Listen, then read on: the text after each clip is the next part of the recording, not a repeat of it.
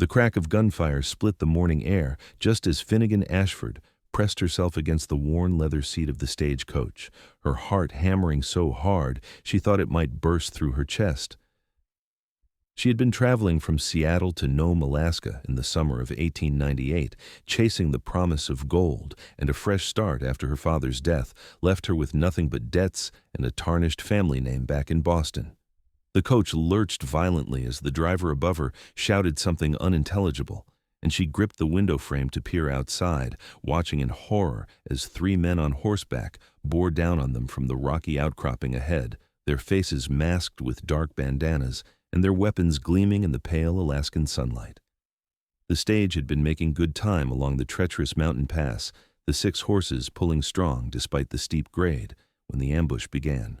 Finnegan could hear the outlaws shouting now, their voices carrying on the wind with crude demands to stop the coach and hand over whatever valuables they carried. She clutched her small carpet bag closer, knowing the few gold coins sewn into the lining represented everything she had left in this world. At 22 years old, she had already lost so much that the thought of losing what little remained made her want to weep, but she swallowed down the fear and tried to think clearly. Above her, the driver was doing something unexpected. Instead of slowing down as the bandits demanded, he was urging the horses faster, his deep voice booming commands that made the team surge forward with renewed energy. The coach swayed dangerously as they careened around a bend, wheels skating close to the edge where the mountain dropped away into nothing but air and jagged rocks thousands of feet below. Finnegan bit back a scream and braced herself in the corner, wondering if the driver had lost his mind or if this was somehow a better option than stopping for the armed men. More shots rang out, and she heard the distinctive ping of bullets striking the metal reinforcements on the coach. Her breath came in short gasps as she realized they were being chased, the thundering of multiple horses mixing with the rumble of the coach wheels and the frantic beating of her own pulse. She had boarded this stage in the small settlement of Council just that morning, paying the last of her readily available funds for passage to Nome, where she hoped to find work. The other passengers had disembarked at various mining camps along the route, leaving her alone for this final leg of the journey. Now she wondered if that solitude would be her doom. The coach hit a particularly rough patch of road, and Finnegan was thrown hard against the side wall, her shoulder connecting with the wooden frame with enough force to make her cry out. Through the window, she could see the landscape flying past in a blur of gray rock and sparse vegetation, the kind of wild and unforgiving terrain that defined this far northern territory. Alaska in summer was beautiful in its harsh way, with nearly endless daylight and a crisp quality to the air that made everything seem sharper and more real than the cities she had known. But right now, all that beauty translated into danger, with nowhere to hide and nowhere to run except forward. The driver shouted something again, and this time Finnegan caught the words over the cacophony of noise. "Hold on tight, miss. We are not stopping for those bastards." His voice was gravelly and deep, carrying an accent she could not quite place, and there was a fierce determination in it that gave her a strange surge of hope, even as terror continued to grip her. She had barely glimpsed the man when boarding, noting only that he was extraordinarily large, with dark hair that fell past his shoulders and a beard that obscured much of his face. He had looked more like a mountain itself than a man, all broad shoulders and powerful arms, and she had wondered at the time what would drive such a person to work as a stagecoach driver in this remote corner of the world. Now she was grateful for whatever twist of fate had put him in control of her transportation, because lesser men would surely have stopped by now, unwilling to risk their lives for a single female passenger and whatever modest cargo the stage carried. The outlaws were still giving chase, their horses straining to catch up with the coach, but the driver seemed to know every twist and turn of this mountain road. He guided the team with expert precision, taking corners at speeds that should have been impossible, using every advantage the terrain offered to keep them ahead of their pursuers. Finnegan forced herself to look out the window again, needing to know what was happening despite her fear. The 3 outlaws had spread out, trying to flank the coach on both sides, but the narrow road made it difficult for them to maintain formation. One of them fired again, and she heard the driver curse, though she could not tell if he had been hit or was simply expressing frustration. The horses were lathering now, their exertion visible even from inside the coach, and she worried they could not maintain this pace much longer. The animals were tough Alaskan breeds, built for harsh conditions and heavy work, but even they had their limits. The chase continued for what felt like hours, but could only have been minutes, each second stretching out like taffy in her mind. Finnegan found herself praying, something she had not done since her father died 6 months earlier, her lips moving silently as she begged whatever higher power might be listening to spare her life just a little longer. She had come so far and sacrificed so much to make this journey, leaving behind everything familiar in search of something better. The Klondike gold rush had brought thousands of people north, most of them men chasing dreams of wealth, but a determined woman could make her own way if she was brave enough and desperate enough. Finnegan had proven herself brave already by making this journey alone, but she had never imagined it might end like this, crushed in a stagecoach accident or shot by outlaws in a desolate mountain pass. The driver took another sharp turn, and suddenly they were on a downward slope, gravity adding to their momentum as the horses stretched into a full gallop. The coach rattled and shook so violently that Finnegan could barely hold on, her hands aching from gripping the leather strap beside the window. Behind them, she could hear the outlaws shouting to each other, their voices fading slightly as the increased speed opened up more distance. They were falling behind, their horses unable to match the pace the stagecoach team was setting on the downhill run. Minutes passed in a blur of motion and noise. Finnegan felt tears streaming down her face, though she could not remember starting to cry. Her body locked in a state of terror that overrode everything else. She had thought herself hardened by the losses she had endured, the death of her father, and the subsequent revelation that he had gambled away their fortune, leaving her with nothing but shame and creditors pounding at her door. She had thought herself brave for choosing to flee west rather than marry the odious merchant who had offered to pay her father's debts in exchange for her hand. But this was a different kind of fear, immediate and primal, the kind that made rational thought nearly impossible. The shots had stopped now, and when she risked another glance through the window, she could see the outlaws had given up the chase. They sat on their horses perhaps half a mile back, watching the stagecoach disappear into the distance, clearly unwilling to push their mounts any further on such treacherous terrain. Relief flooded through Finnegan so intensely it made her dizzy, and she slumped against the seat, her whole body shaking with the after-effects of adrenaline. They had escaped. Somehow, impossibly, they had escaped. The driver kept the horses at a strong pace for another several minutes before finally beginning to slow them to something more manageable. Finnegan could hear him talking to the animals now, his voice gentle and soothing despite the rough quality of it, praising them for their courage and strength. The contrast between that tenderness and the fierce determination he had shown during the chase struck her as remarkable, speaking to a complexity of character she had not expected from a stagecoach driver in the Alaskan wilderness. When the coach finally rolled to a complete stop, Finnegan sat frozen for a moment, unsure if her legs would support her if she tried to stand. Her entire body felt like it had been beaten, bruised from being thrown around the interior of the coach, and her hands were cramping from how hard she had been gripping the strap. Outside, she could hear the driver climbing down from his seat, the coach shifting slightly with his weight, and then his heavy footfalls approaching her door. The door swung open, and Finnegan found herself staring up at the man who had just saved her life. In the full light of day, he was even more imposing than she had realized. He stood well over 6 feet tall, with shoulders so broad they nearly filled the doorway of the coach. His face was weathered and tanned, with high cheekbones and a strong jaw visible beneath his dark beard. But it was his eyes that caught her attention most, a striking pale blue that seemed almost gray in certain lights, and in them she saw genuine concern as he looked her over. "Are you hurt, miss?" His voice was as deep as she remembered, with that same unplaceable accent coloring his words. Now that she could hear him more clearly, she thought perhaps it was Norwegian or Swedish, the lilt of his native tongue still present despite what must have been years speaking English. Finnegan tried to answer, but found her voice had abandoned her. She shook her head instead, then immediately nodded, then shook it again, unsure how to communicate the complex tangle of emotions and physical sensations overwhelming her. She was hurt but not injured, terrified but safe, shaking apart but somehow still whole. The big man studied her for a moment longer, then reached into the coach with one massive hand extended. "Let me help you out." The fresh air will do you good, and we should check you over properly to make sure nothing is broken." She placed her trembling hand in his, marveling at how completely it disappeared within his grip. His palm was calloused and rough, the hand of a man who worked hard for his living, but his touch was surprisingly gentle as he helped her climb down from the coach. Her legs nearly gave out when her feet touched the ground, and he steadied her with his other hand at her elbow, holding her upright until she found her balance. "Easy now," he murmured, those pale eyes watching her carefully. "You have had quite a scare. Just breathe slowly." Finnegan followed his advice, drawing in deep breaths of the cool Alaskan air, letting it fill her lungs and clear some of the fog from her mind. They had stopped in a small clearing beside the road, surrounded by stunted spruce trees and rocky outcroppings.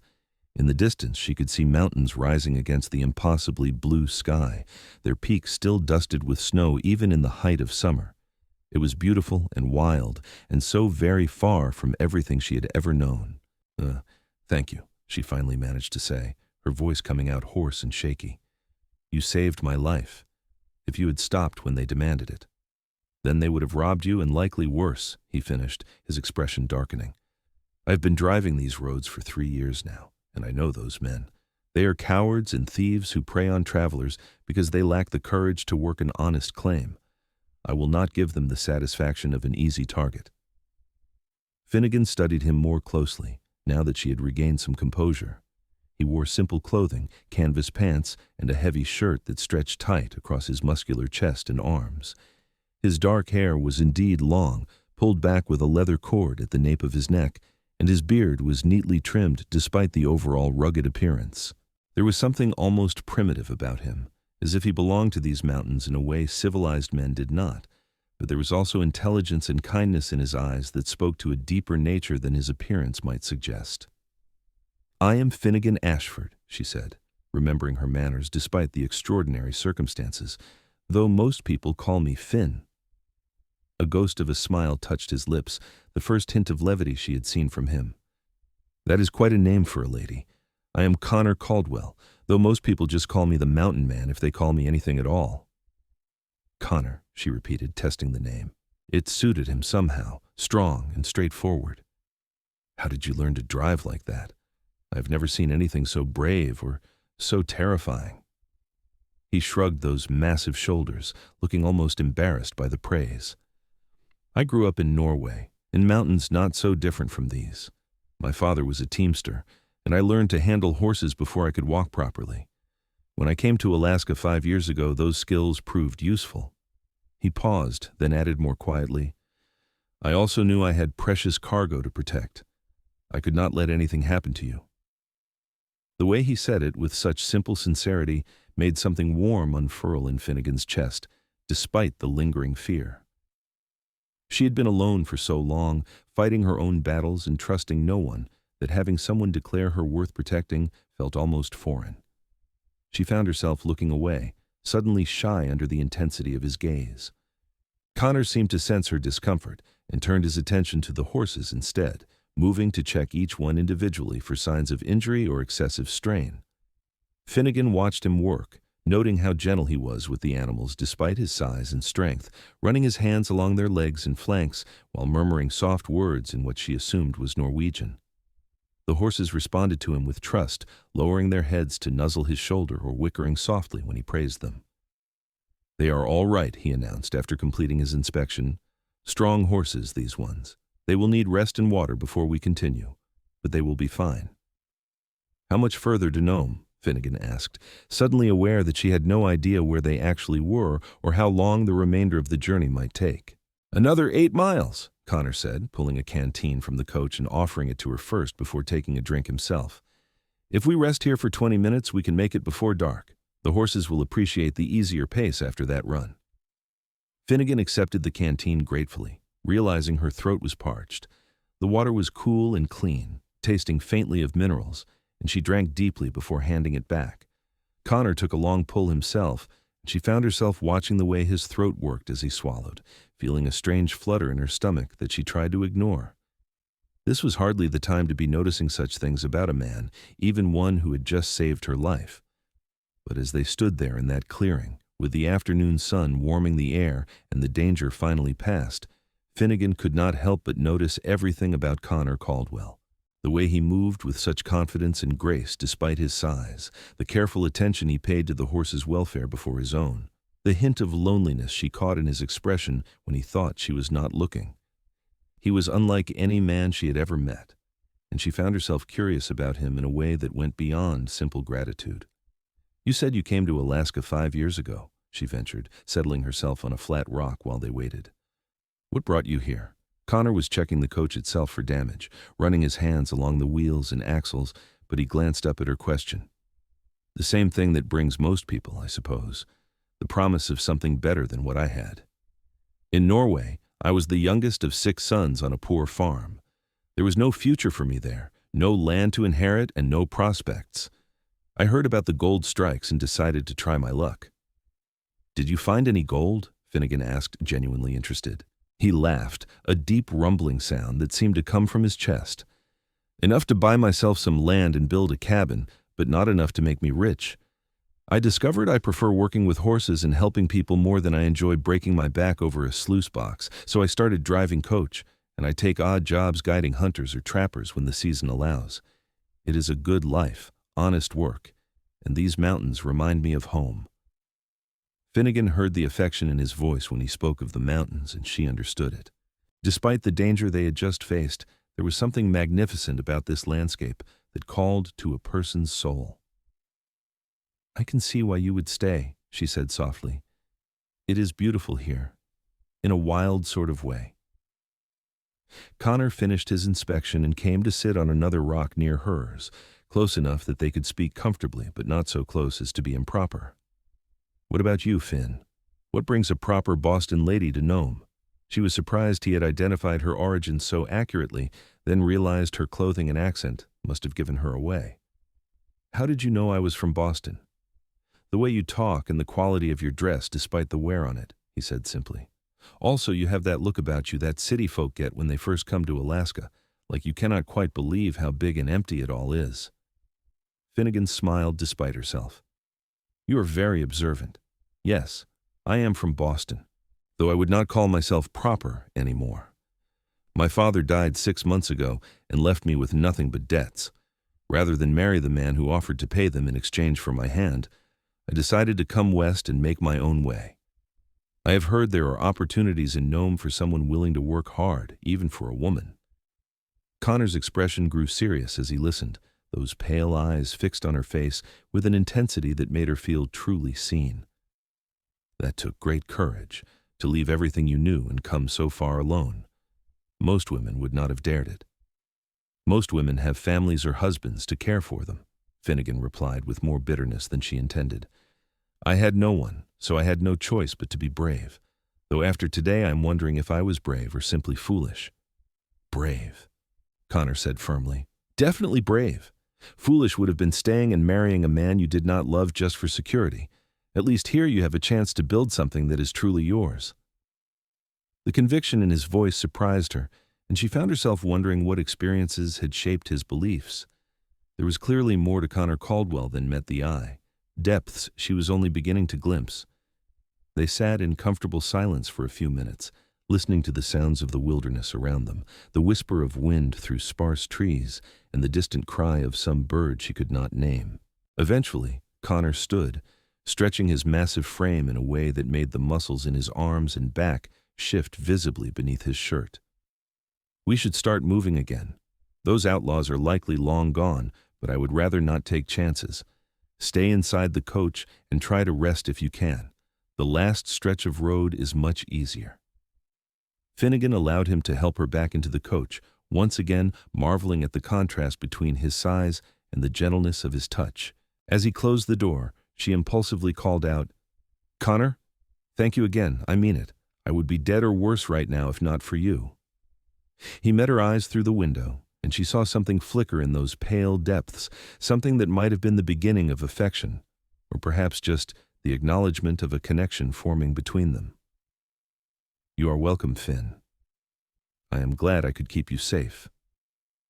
The remainder of the journey passed without incident, the coach rolling along at a steady but much more reasonable pace. Finnegan found herself unable to rest despite Connor's suggestion, her mind too active with thoughts of the attack and the mysterious man driving her to safety. She had come to Alaska expecting hardship and challenge, but she had not expected to meet someone like Connor Caldwell. There was something about him that drew her, a combination of strength and kindness that she had never encountered in the men of her Boston society. As the coach began to descend from the mountain pass, she caught her first glimpse of Nome in the distance. The town spread along the shore of the Bering Sea, a collection of wooden buildings and canvas tents that looked painfully small against the vast landscape. Ships were anchored in the harbor, their masts creating a forest of wooden poles against the horizon.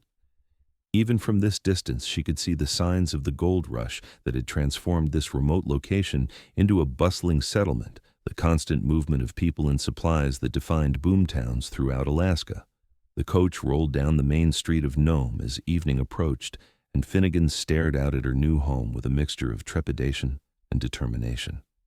The town was rougher than she had imagined, with muddy streets and crude buildings that looked like they might blow away in a strong wind. Men outnumbered women by what appeared to be a ratio of at least 10-1, and most of them looked hard and weathered by the frontier life.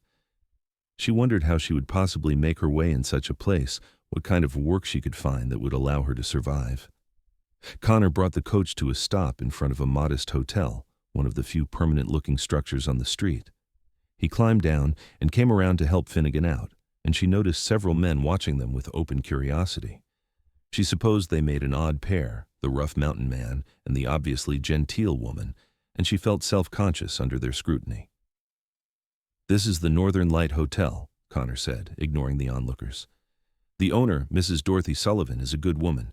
She might have work for you, and at the very least she can point you toward opportunities. Tell her I sent you." Finnegan felt a sudden panic at the thought of saying goodbye to Connor. He was the only person she knew in this entire territory, the only friendly face in a sea of strangers.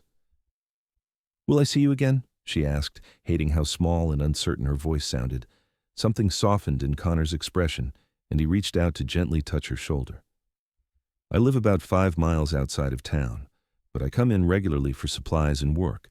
I will check on you, make sure you are settling in all right. You have my word on that." "I would like that," Finnegan said, meaning it more than she could express. "Thank you for everything, Connor. I truly do not know what I would have done without you today." "You would have survived," he said with quiet confidence. "You have that quality about you, Finn, the kind of strength that endures, but I'm glad I could help make things easier." He retrieved her small carpetbag from the coach and handed it to her, their fingers brushing in the exchange. Finnegan felt that strange flutter in her stomach again, the one she had been trying to ignore all afternoon, and she wondered if Connor felt it too. Something in his eyes suggested he might, a flicker of awareness that went beyond simple kindness or duty. "Goodbye, Connor," she said softly, not quite ready to turn away but knowing she needed to start her new life. "Not goodbye," he corrected gently. "Just until next time." Finnegan watched as he climbed back onto the driver's seat of the stagecoach, his powerful frame moving with that surprising grace. He gave her one last look, touching his hand to his forehead in a small salute, then urged the horses forward. She stood on the boardwalk in front of the Northern Light Hotel, clutching her carpetbag and watching until the coach disappeared around a corner, feeling suddenly very alone in this strange new place. Taking a deep breath, Finnegan squared her shoulders and turned to face the hotel entrance. She had not come this far to falter now. Whatever challenges lay ahead, she would face them with the same courage that had brought her to Alaska in the first place. And perhaps, if fortune smiled on her, she would see Connor Caldwell again soon. The thought of that possibility warmed her more than she wanted to admit, giving her the strength to push open the hotel door and step inside. The interior of the Northern Light Hotel was surprisingly clean and well-maintained, with wooden floors that had been swept recently and curtains at the windows that looked freshly laundered. A small desk stood near the entrance, behind which sat a woman in her 50s, with graying hair pulled back in a neat bun and sharp eyes that seemed to miss nothing. She looked up as Finnegan entered, her expression shifting from professional neutrality to something more assessing. "Can I help you, dear?" the woman asked, her voice carrying a hint of Irish brogue. "Looking for a room?" "Yes, madam," Finnegan said, approaching the desk with more confidence than she felt. "And possibly work if you have any available." Connor Caldwell suggested I speak with Mrs. Sullivan. The woman's expression brightened immediately at Connor's name. Did he now? Well, any friend of the mountain man is welcome here. I am Dorothy Sullivan, and yes, I do have a room available. As for work, I might have something suitable if you are not afraid of hard labor. What are your skills, Miss? Ashford. Finnegan Ashford, though everyone calls me Finn. She set her carpet bag down and launched into the speech she'd been rehearsing for weeks. I can read and write, keep accounts, sew, cook reasonably well, and I am willing to learn anything else that might be useful. I'm not afraid of hard work, Mrs. Sullivan. I just need a chance to prove myself. Dorothy studied her for a long moment, taking in the quality of her worn dress and the determination in her eyes. You are a long way from home, Finn. What brings a refined young woman like you to Nome? Finnegan gave her the short version of her story, leaving out the more painful details but being honest about her circumstances. She had learned during her journey that people in Alaska respected honesty and directness even when the truth was not particularly pretty. Dorothy listened without interruption, nodding occasionally, her expression thoughtful. I see, Dorothy said when Finnegan finished. Well, I appreciate your frankness. It so happens I could use help running this place. The gold rush has kept me busier than I can handle alone, and my last girl left 2 weeks ago to marry a miner. The work involves cleaning rooms, changing linens, helping with meals, and generally keeping things running smoothly. The pay is not much, but it includes room and board, and the tips can be decent if you treat the customers right. Does that sound acceptable? Relief flooded through Finnegan so intensely she felt dizzy. More than acceptable, Mrs. Sullivan. When can I start? Tomorrow morning is soon enough. For today, let me show you to your room and you can get settled. You look like you have had quite an ordeal. Dorothy came around the desk and picked up a key from a board on the wall. Connor brought you in, did he? How did you meet our local mountain man? As they climbed the stairs to the second floor, Finnegan told Dorothy about the attack and Connor's dramatic rescue. The older woman listened with wide eyes, shaking her head in amazement when Finnegan described how Connor had refused to stop the coach despite the Outlaws' demands. That sounds like him, Dorothy said, opening a door to reveal a small but clean room with a narrow bed, a washstand, and a single window overlooking the street. Connor Caldwell is one of the finest men in this territory, though he keeps to himself most of the time. Came here 5 years ago and made a place for himself through sheer hard work and determination.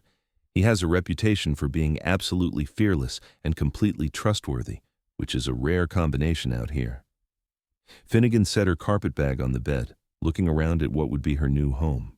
The room was sparse compared to what she had known in Boston, but it was hers, earned through her own courage and choices. He said he would check on me, make sure I was settling in.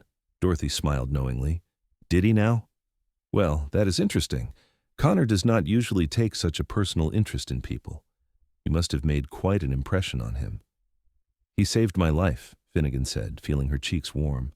I think he just wants to ensure his efforts were not wasted. Perhaps, Dorothy said, though her tone suggested she thought otherwise. But I have known Connor for 3 years now, and I have never seen him go out of his way for anyone the way he seems to have done for you. Trust me, dear, that man does not waste his time or attention on things that do not matter to him.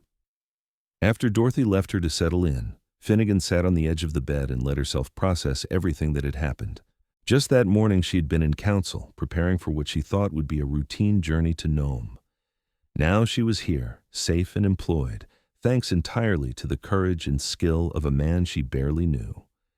She thought about Connor's pale blue eyes and the gentle way he had touched her shoulder, the conviction in his voice when he called her brave. Something had passed between them in that clearing. Something she was not quite ready to name but could not dismiss. The next several days passed in a blur of activity as Finnegan learned the routines of the Northern Light Hotel. The work was indeed hard, much more physically demanding than anything she had done in her previous life, but she found satisfaction in it. There was something honest about cleaning rooms and serving meals, a directness that appealed to her after the complicated social games of Boston society. Dorothy proved to be a fair employer and something of a friend, offering advice about life in Nome and introducing Finnegan to other women in the community. True to his word, Connor appeared at the hotel 3 days after dropping Finnegan off.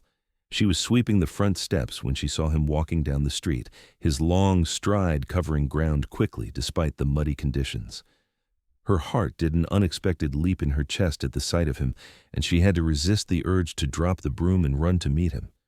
Instead, she waited with what she hoped was appropriate composure, though she could not quite hide her smile. "Finn," Connor said as he approached, his own expression brightening when he saw her. "You look well. I was hoping to find you still here." "Where else would I be?" she asked, laughing.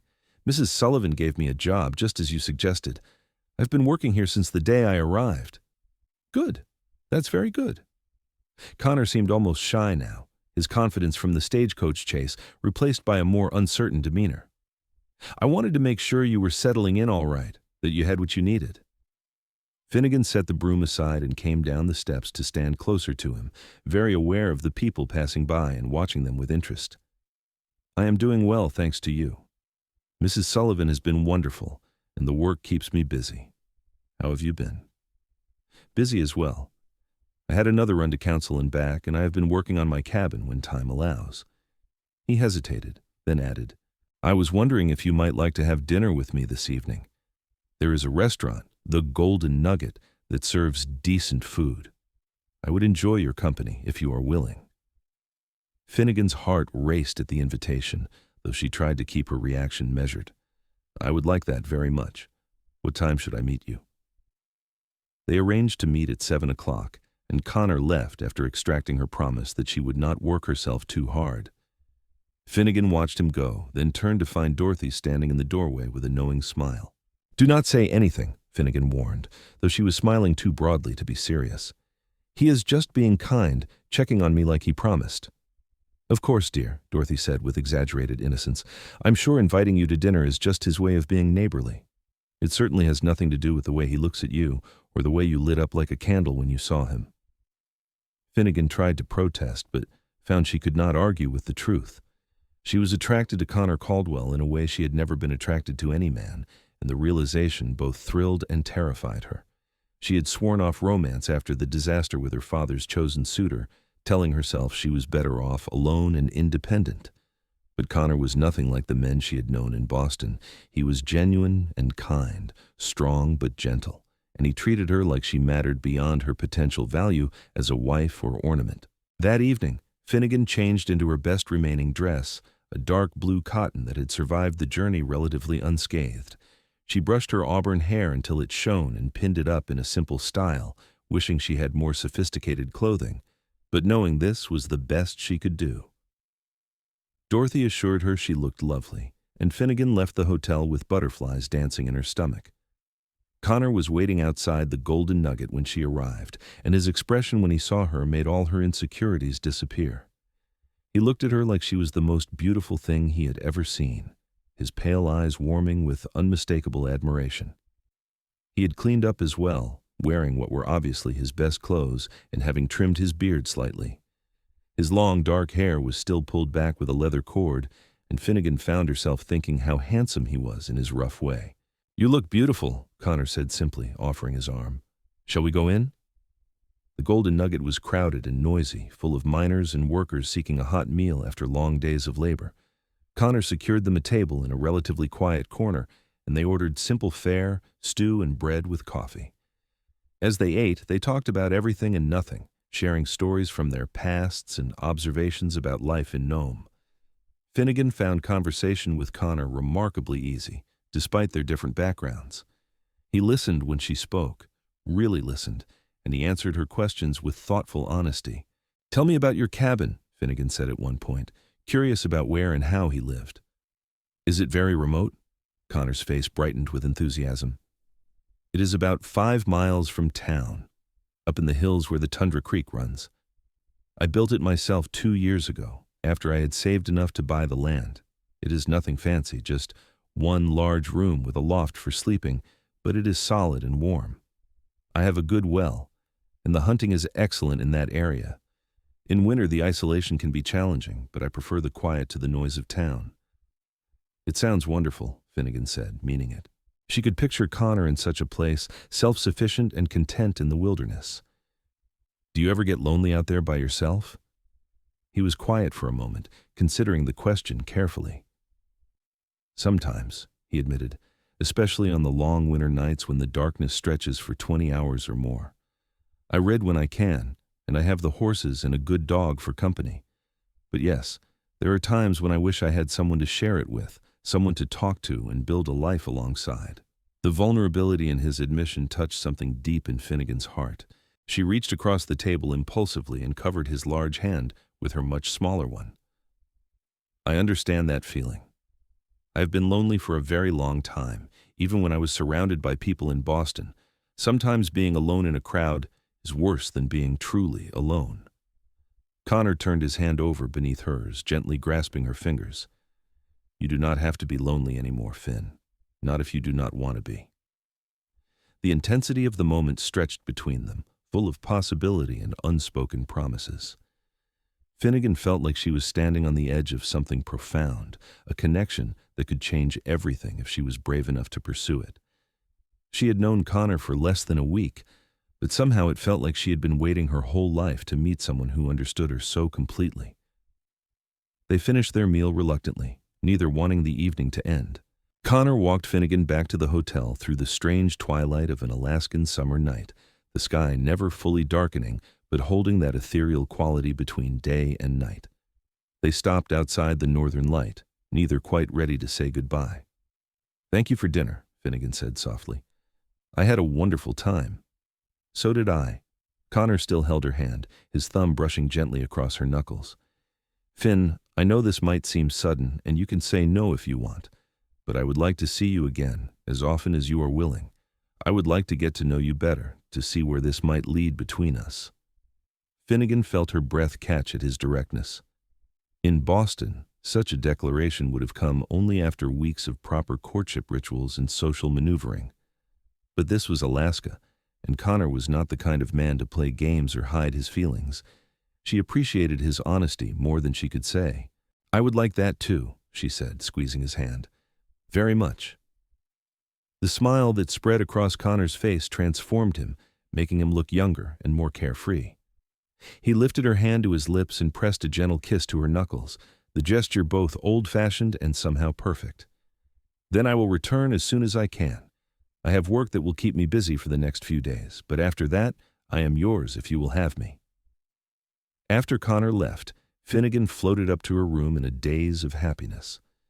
Dorothy caught her dreamy expression the next morning and laughed knowingly, but mercifully did not tease too much.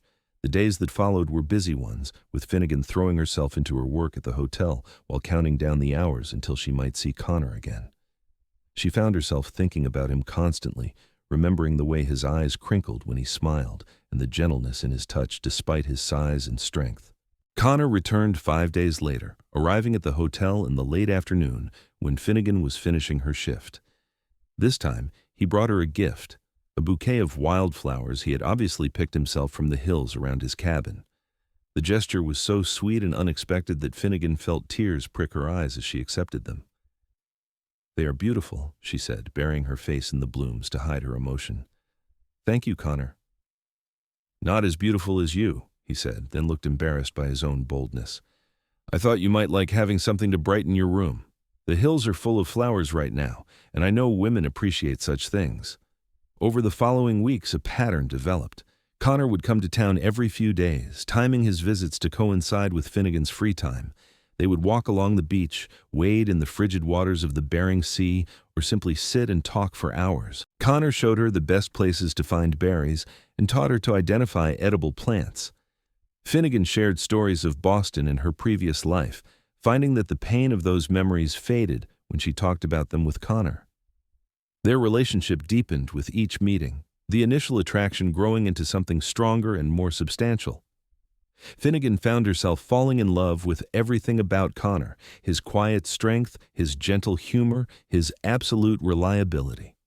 He never promised anything he could not deliver and always treated her with respect and care. For his part, Connor seemed equally captivated by Finnegan, his eyes following her wherever she went, and his entire demeanor softening when she was near.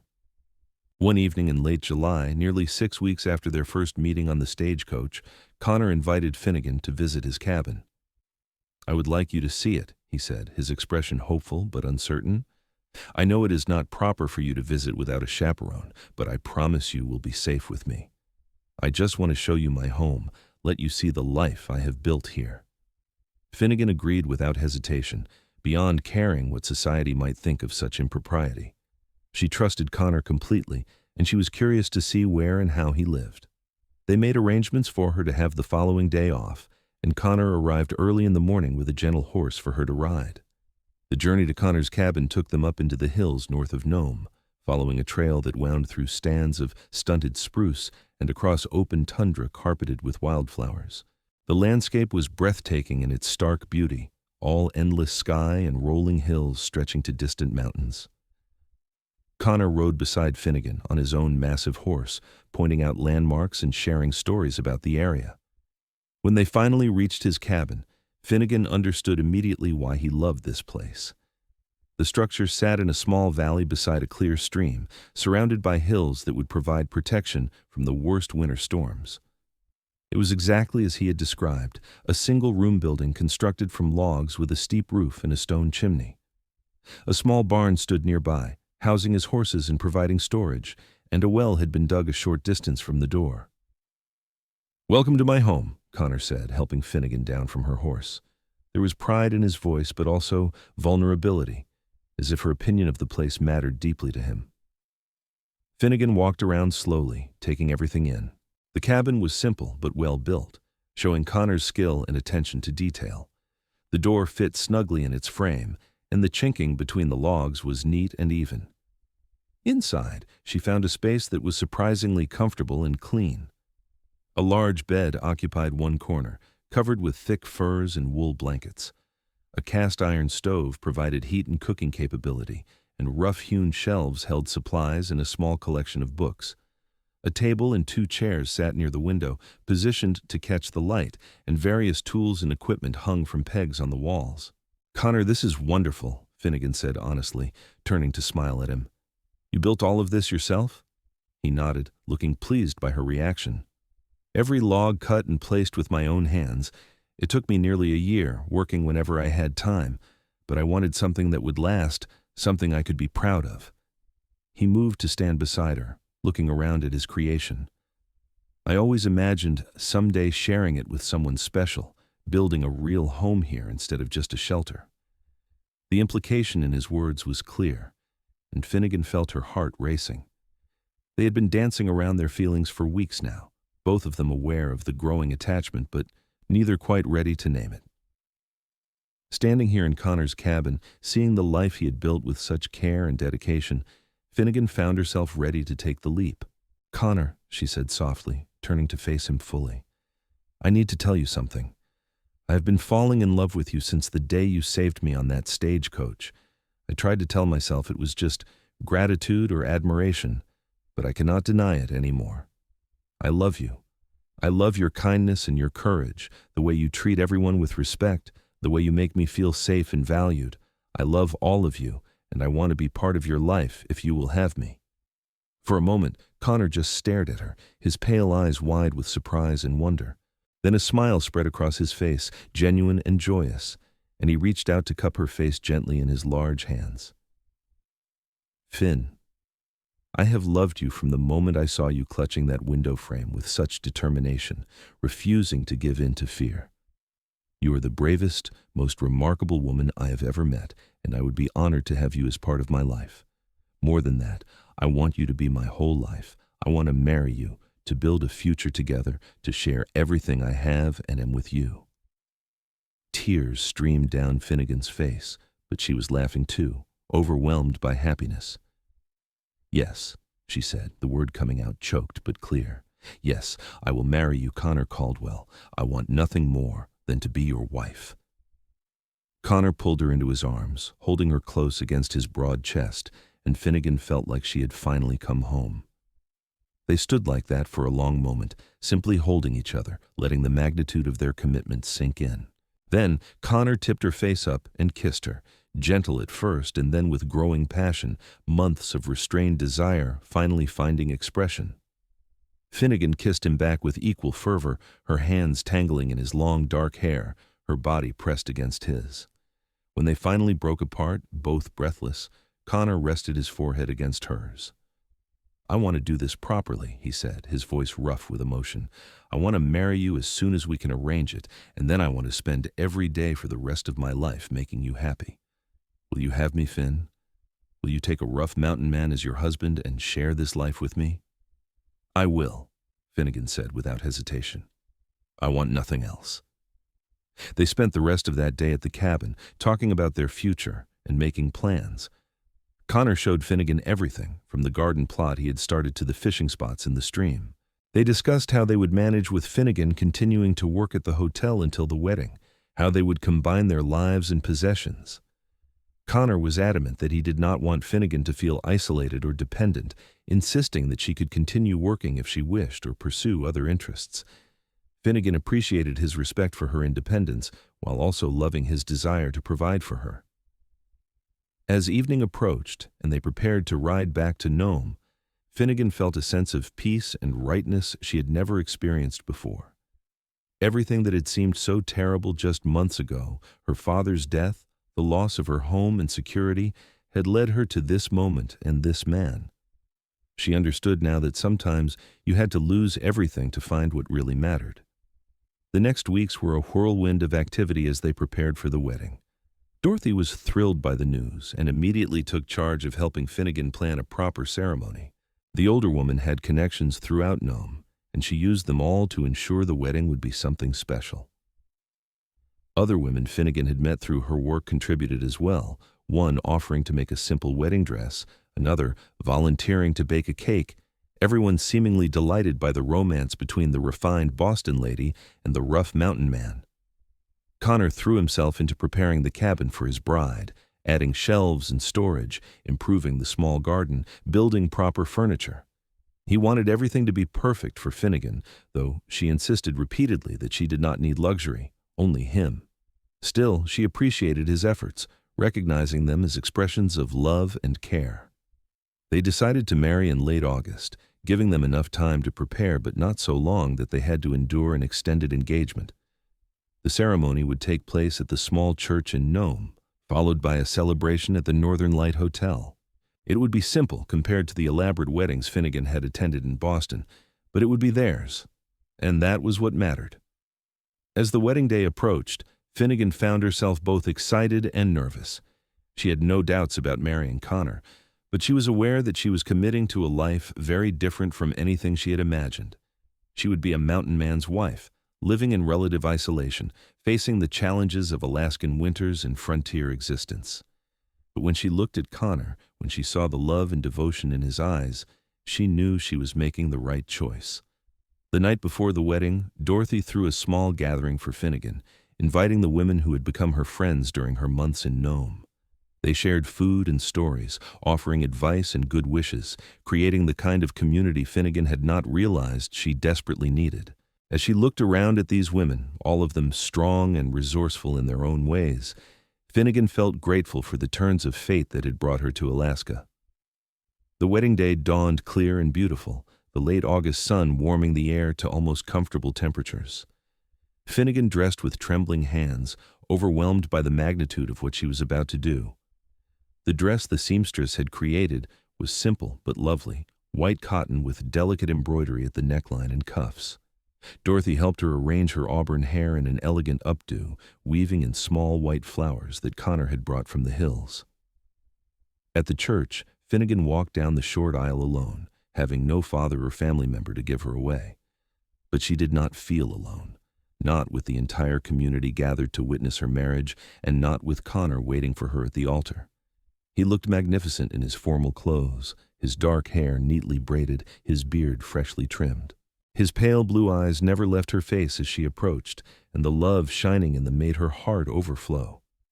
The ceremony itself was brief and traditional, conducted by the circuit minister who happened to be passing through Nome. Finnegan and Connor exchanged vows in clear voices, promising to love and honor each other for all their days. When the minister pronounced them husband and wife, Connor kissed Finnegan with such tenderness and joy that several people in the congregation wiped away tears. Finnegan kissed him back, pouring all her love and hope into that moment, sealing their commitment before God and witnesses. The celebration at the Northern Light Hotel was loud and boisterous, with miners and townsfolk alike toasting the newlyweds and wishing them well. There was music and dancing, food and drink, laughter echoing through the rooms. Finnegan danced with Connor, feeling small and delicate in his powerful arms, marveling that this remarkable man was now her husband.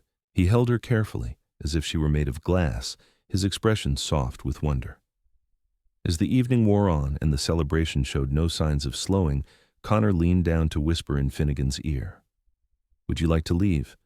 We could slip away, start our life together." Finnegan nodded eagerly, suddenly desperate to be alone with her new husband. They made their farewells to Dorothy and a few close friends, then slipped out into the twilight. Connor had prepared a wagon rather than horses, the back filled with Finnegan's few possessions and wedding gifts from well-wishers. He helped her up onto the seat, then climbed up beside her, taking the reins with practiced ease. The ride to the cabin took on a dreamlike quality in the strange light of the Alaskan summer night. Finnegan leaned against Connor's solid warmth, his arm around her shoulders, feeling perfectly content. They did not talk much, comfortable in silence, but occasionally one of them would point out some feature of the landscape or share a quiet observation.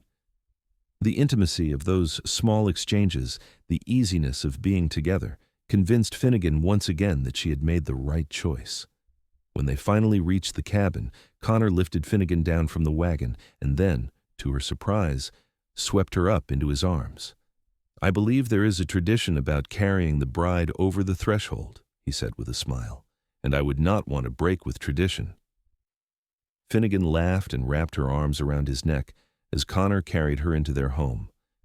He set her down gently once they were inside, then lit several oil lamps, bathing the cabin in warm golden light. Finnegan looked around at the space that was now hers as much as his, seeing all the improvements Connor had made. Fresh curtains hung at the windows, new shelves held her books alongside his, and the bed had been made up with beautiful new quilts. "Connor, it is perfect," she said, turning to smile at him. "Our home is perfect." He came to her then, pulling her close, his hands gentle on her waist. "I want to make you happy, Finn. Every day for the rest of our lives, I want to see that smile on your face and know that you have no regrets about choosing me." Finnegan reached up to cup his bearded face in her hands, looking deeply into those pale blue eyes she had come to love so much.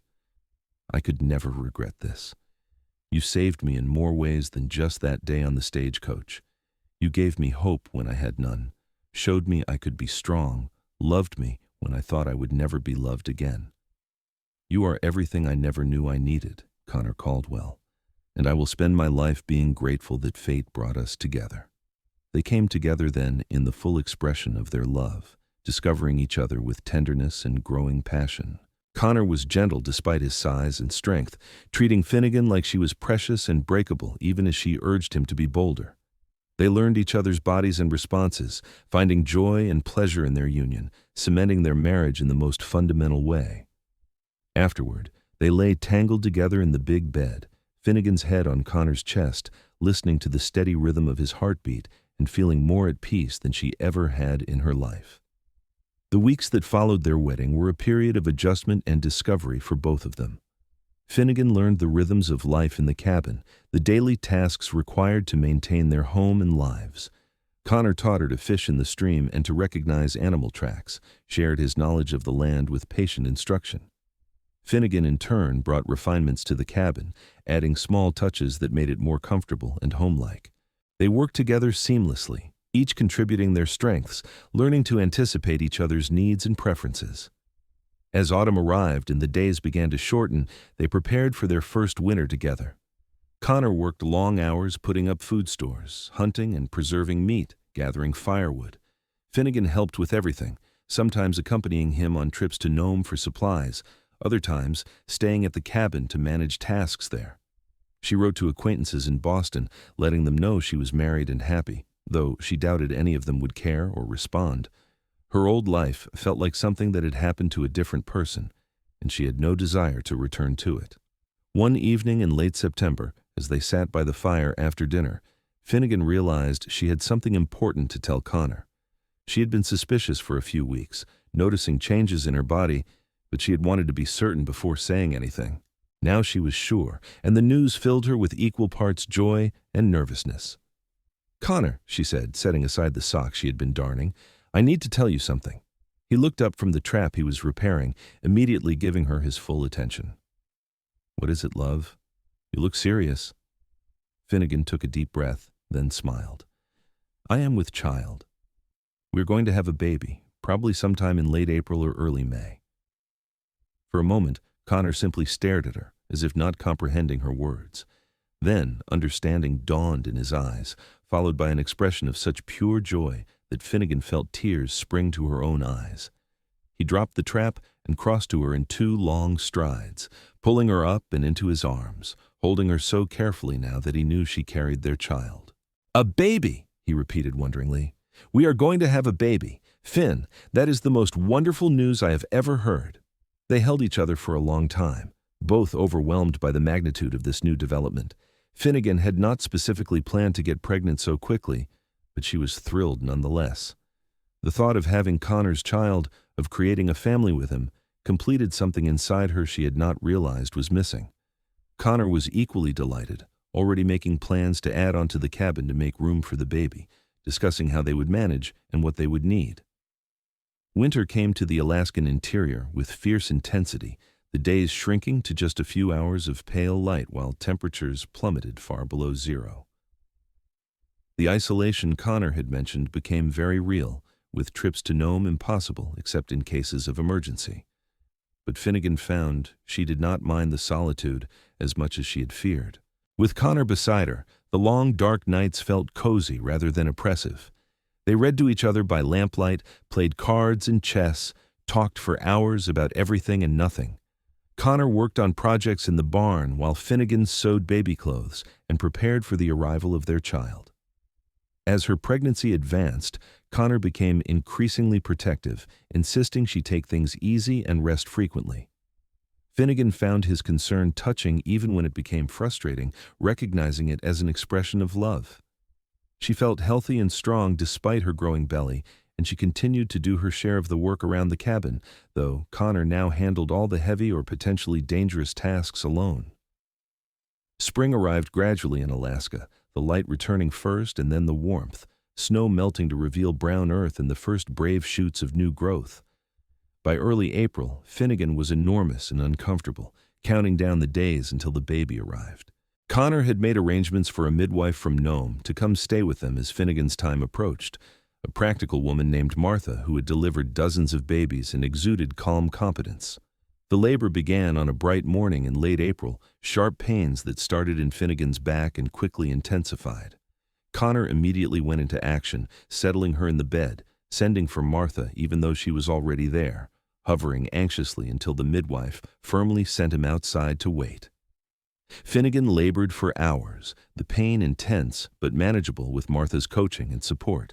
She thought of Connor out in the barn, probably pacing and worrying, and she drew strength from knowing he was nearby. Finally, as evening approached, their son was born, entering the world with a lusty cry that brought tears to Finnegan's eyes. Martha cleaned the baby and wrapped him in soft blankets before placing him in Finnegan's arms, and she looked down at the tiny red face in wonder. He had dark hair like Connor and already showed signs of having his father's strong features. He was perfect. Absolutely perfect. "Can Connor come in now?" Finnegan asked Martha, eager to share this moment with her husband. Martha smiled and went to fetch him, and moments later, Connor appeared in the doorway, his expression uncertain and awed. "Finn, are you all right?" "Come meet your son," Finnegan said softly, holding out the bundled baby. Connor approached slowly, almost reverently, as if afraid he might break something. When he looked down at his son for the first time, Finnegan saw tears begin to stream down his bearded face. He reached out one large finger to touch the baby's tiny hand, marveling when those impossibly small fingers wrapped around his. "He is so little," Connor whispered. "So perfect. Finn, you did this. You brought him into the world. You are amazing." They decided to name him Carl, after Connor's father, with the middle name James after Finnegan's father. Carl James Caldwell, their son, their future. Connor sat beside the bed for hours, just watching Finnegan and the baby, his expression full of wonder and love. When Finnegan finally fell asleep from exhaustion, Connor took his son carefully in his massive hands, walking around the cabin and talking to him softly in Norwegian, telling him about the world he had entered and all the things they would do together. The months that followed were challenging in new ways, with sleepless nights and the constant demands of caring for an infant. But they were also filled with joy, watching Carl grow and develop, seeing Connor's delight in fatherhood. He was a natural with the baby, gentle and patient despite his size, singing Norwegian lullabies and making toys. Finnegan felt her love for her husband deepen even further as she watched him with their son, seeing yet another dimension to this remarkable man she had married. As Carl grew from infant to toddler, they established new rhythms as a family. Finnegan sometimes brought Carl with her on trips to Nome, where Dorothy and the other women doted on him shamelessly. Connor built a larger cabin over the course of 2 years, creating separate sleeping spaces and more room for their growing family. They talked about having more children, both wanting to give Carl siblings, and Finnegan became pregnant again when Carl was 3 years old. Their second child, a daughter they named Flora Marie, arrived in the spring of 1902, 3.5 years after Finnegan had first arrived in Alaska. She had Connor's pale blue eyes and Finnegan's auburn hair, a beautiful baby who seemed calmer and easier than her brother had been. Carl was fascinated by his new sister, wanting to help with everything and constantly asking questions about her. Life settled into a comfortable pattern over the next several years. Connor continued to work as a stagecoach driver and guide, though less frequently now that he had a family to consider. They kept chickens and a milk cow, maintained a large garden, and lived largely off the land with occasional trips to Nome for supplies and socializing. Finnegan sometimes thought about her old life in Boston, but it seemed so distant now, like something from a different lifetime. This was her real life, here in the Alaskan wilderness with Connor and their children, and she could not imagine wanting anything else. When Flora was 4 and Carl was 7, Finnegan discovered she was pregnant again. This pregnancy was more difficult than the previous 2, with exhaustion and nausea that lasted longer than she remembered. Connor worried constantly, insisting she rest and taking on even more of the household tasks. The baby, another son they named Christopher Michael, arrived in early winter, just as the long darkness was settling in. He was smaller than his siblings had been, more delicate, and Finnegan worried about him constantly those first few months. But Christopher proved tougher than he looked, thriving despite his small size. He had Connor's dark hair and Finnegan's hazel eyes, a unique combination that made him striking even as an infant. As he grew, it became clear he had inherited his mother's quick mind and his father's physical courage, a combination that promised to be either wonderful or terrifying depending on how he chose to use those traits. The children grew up wild and free in the Alaskan wilderness, learning to hunt and fish from their father, to read and write from their mother, to respect the land and all its creatures from both parents. Connor taught them Norwegian alongside English, wanting them to know their heritage, and Finnegan shared stories of Boston and the wider world they might someday want to explore. But mostly they focused on teaching the children to be good people, kind and honest and hard-working, the values both parents held most dear. As the years passed, Nome evolved from a rough mining camp into a more established town, though it never lost its frontier character entirely. The initial gold rush fever faded, but enough gold remained to keep the town viable, and other industries developed to support the permanent population. Connor and Finnegan became respected members of the community, known for their reliability and integrity. Connor's reputation as the man who had outrun outlaws to save a passenger became legendary, though he always downplayed his role when people brought it up. Finnegan sometimes thought about that day on the stagecoach, recognizing it as the moment her life truly began. Everything that came before had been preparation, teaching her the lessons she needed to survive and thrive in Alaska. The hardship of losing her father, the courage required to leave Boston, the desperation that drove her north, all of it had led her to that moment when 3 outlaws appeared on the road, and Connor Caldwell refused to stop driving until she was safe. That decision, that act of courage and defiance, had saved her life in the immediate sense, but more than that, it had brought her to the man who would save her in every other way that mattered, who would give her a home and a family, who would love her with steadfast devotion for the rest of their lives. Connor had kept driving until she was safe, but what he could not have known then was that safety for Finnegan was not a place miles away from danger. Safety was him, being with him, building a life alongside him.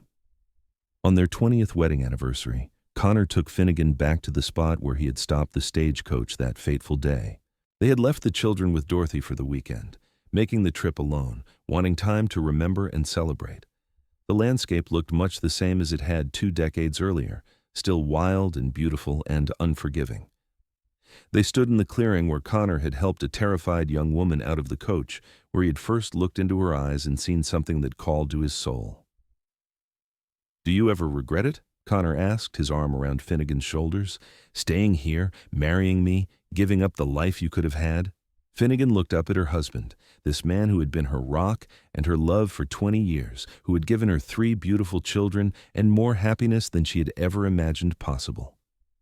His hair was threaded with silver now, and his beard showed more gray than dark, but his eyes were still that same striking pale blue, and they still looked at her with the same devotion they always had. "I have never regretted it for even a moment," she said firmly. "You gave me everything I needed, Connor, a home, a family, a purpose. You showed me what real love looks like, what it means to build something lasting with another person. If I could go back and do it all again, I would not change a single thing, because every choice led me here, to you, to this life we have created together." Connor pulled her closer, kissing the top of her head. "You are my whole world, Finn, you and our children. I think about that day sometimes, about what made me refuse to stop for those outlaws. I tell people it was about not giving in to thieves and cowards, and that is true. But I think some part of me knew, even then, that you were precious, that you were worth protecting at any cost. My life truly began that day too." They stood there for a long time, holding each other in the place where their story began, grateful for the journey they had shared and the love that had sustained them through all the challenges and triumphs.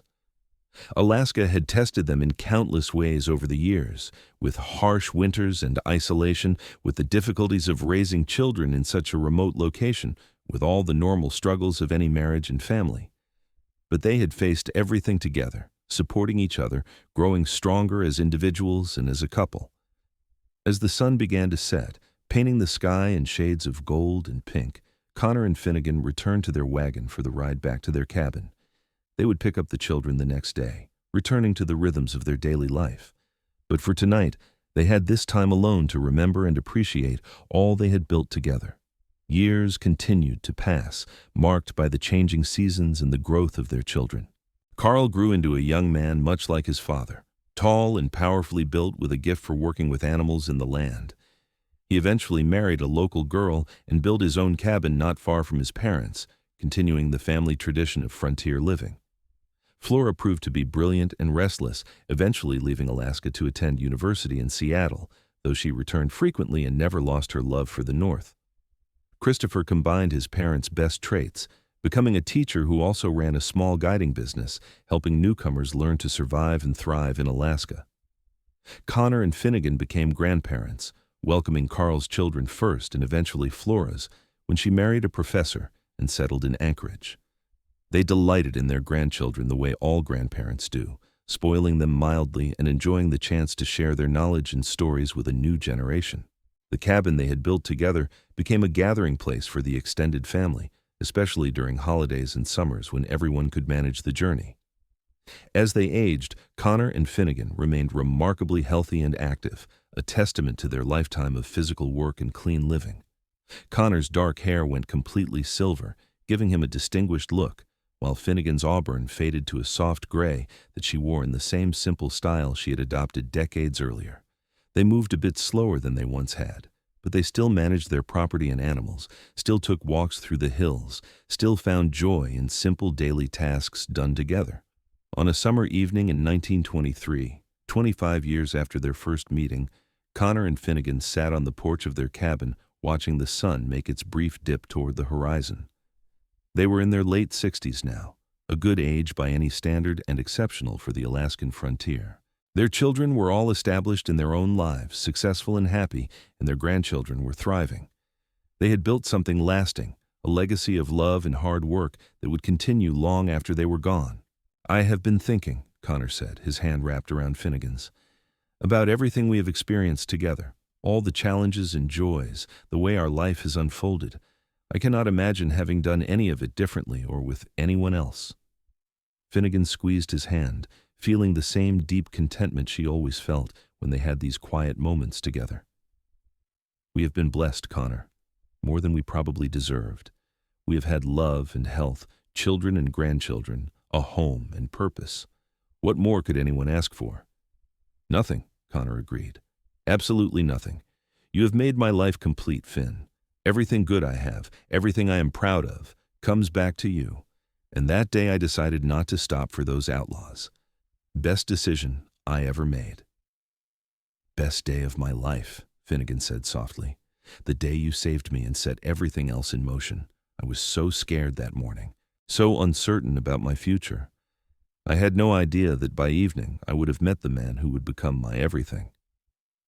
They sat in comfortable silence as the light gradually faded, neither needing words to communicate the depth of their love and satisfaction. Inside the cabin, their life together was evident in every detail, from the books on the shelves to the quilts on the beds to the photographs on the walls. Outside, the land they had worked and loved stretched away in all directions, wild and beautiful and eternal. Connor and Finnegan Caldwell lived many more years in their mountain cabin, growing old together with grace and dignity. They saw their grandchildren grow, and some of them have children of their own, extending the family line into yet another generation. They celebrated 50 years of marriage surrounded by dozens of family members, all of whom had gathered to honor the couple whose love story had become legendary in their family. When Connor finally passed away at the age of 78, peacefully in his sleep beside his beloved wife, Finnegan mourned deeply, but without regret. They had been blessed with 55 years together, more than most couples could ever hope for, and every one of those years had been filled with love. She lived another 3 years after his death, cared for by her children and grandchildren, still sharp and engaged despite her advanced age. On the day Finnegan died, surrounded by her family in the cabin she and Connor had built together, her last words were about that long-ago day when 3 outlaws had demanded a stagecoach stop and a stubborn mountain man had kept driving until she was miles away, safe. "He saved me," she whispered to her children, her eyes distant with memory. "And then he loved me for the rest of my life. What more could anyone want?" Finnegan Ashford Caldwell was laid to rest beside her husband in the small cemetery on their property, the graves overlooking the valley they had loved. Their children and grandchildren and great-grandchildren continued to visit the cabin for many years, maintaining it as a memorial to Connor and Finnegan's love and legacy.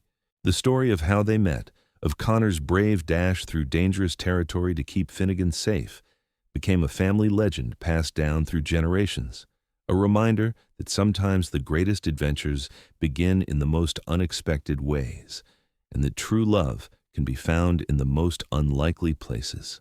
In the decades and eventually centuries that followed, the Caldwell family spread throughout Alaska and beyond, but they never forgot their origins in that remote mountain cabin or the remarkable love story of their ancestors. Connor and Finnegan had built more than just a home in the Alaskan wilderness.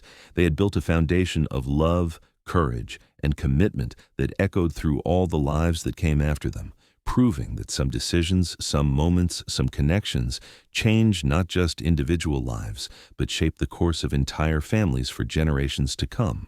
The cabin still stands today, lovingly maintained by descendants who understand its significance, a testament to what two people can build when they choose love over fear, courage over comfort, and commitment over convenience.